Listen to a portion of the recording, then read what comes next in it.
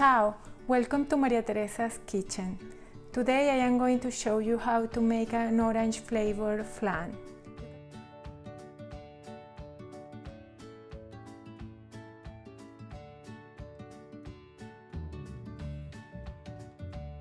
And the first thing you have to do is prepare your pan. Place your ramekins in a baking dish that later we will fill with water. To make the caramel, add the sugar to a little bit of water and with your clean hands move it around until it feels like a sandy paste. Wash down the side of the bowl to make sure that crystals are not forming. At this point, don't stir the mixture to avoid crystallization. When it gets dark, carefully add the water. Mix it up slightly and add it to the ramekins. Okay, our ramekins are ready with caramel, and now we are going to make the custard.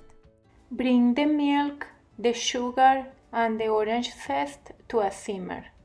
In the meantime, whisk the eggs and the yolks.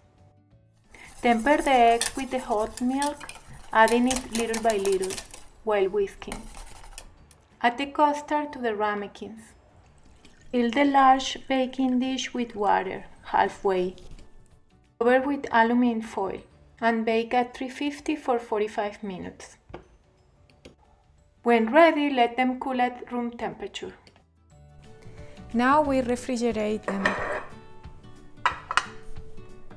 And they finish to set in the fridge.